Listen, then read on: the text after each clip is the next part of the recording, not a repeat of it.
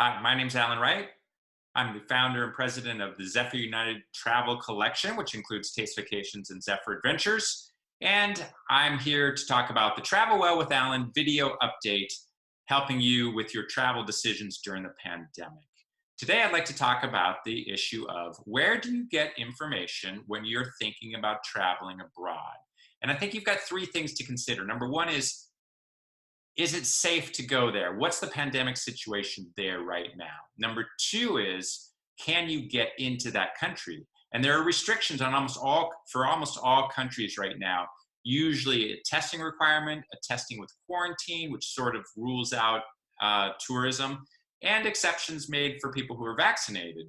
And number three is, if you can get into a country for tourism, is the situation there now in terms of travel and tourism? So can you eat in a restaurant? Can you travel from state to state within that country? Because if you have a lot of restrictions, it's not maybe worth going there even if you can get in.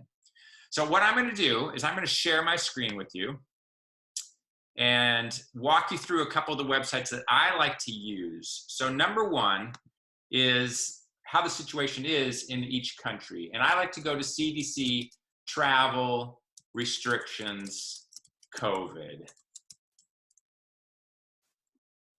And you can see that COVID-19 travel recommendations by destination pops up. And this is a really useful site to give you that general overview. There's a lot of data out there, but the CDC, which is our expert agency, has basically said, here is the situation for travelers in the world. And you can see it's color coded, and those colors are by risk assessment level. And much of the world is in level 4, but there are some places that are not. And you can go down and look at your individual country. See, there's level 4, most of the world, there's level 3. And we at Zephyr will only take people right now on our tours to level 1 and level 2 areas. That includes Thailand, for example, that includes Singapore. So some places that are interesting, Iceland to travel, and level 1 is even lower, Australia, New Zealand, etc. And you can click on one of these. Let's just take Singapore as an example, and it will give you more information, but I find that the travel requirements and all that are general, and they're not super specific for that country. Probably a lot of the information is copied from one country to the next. So that's, once I look at the risk assessment level for travelers in the country with the CDC website, then I like to go on and get other information elsewhere. Let's just continue with Singapore.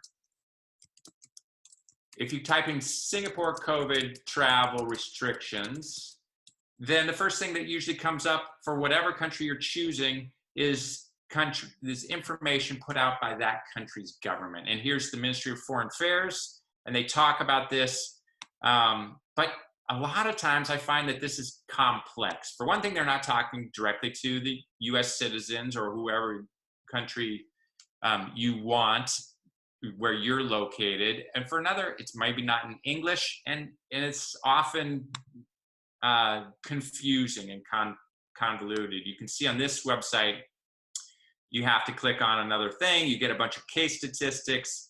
It talks about these different policies. It's very complex. So here's what I like to do. And this is my big tip for the day, is I go to the US Embassy, in this case, Singapore, and type in travel COVID restrictions. And the first one that comes up, you see, is the US Embassy in Singapore, SG, and you can type that in and look that up. The beauty of this, and you can do this for any country in the world essentially, is that it's tailored to US citizens in English, specifically answering our questions. Are PCR tests available there? How are they available quickly? Vaccine information there. Entry and exit requirements for US citizens.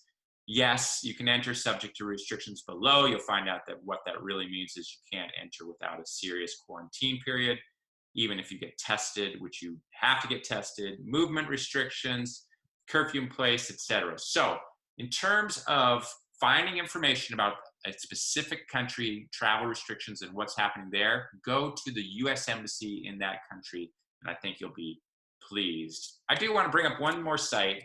It's called Reopen EU. And I'm not going to do that this time. In fact, I'm going to cover that in next week's video. This is a great website, which is similar to the CDC site, but also has all that information that each embassy site has, and you can get it all in one for Europe. And so it's very complex. I'm not going to do it this year or this week. Instead, I'll do it in next week's video where we'll cover travel restrictions and travel movement in Europe. Hopefully that helps. Thanks.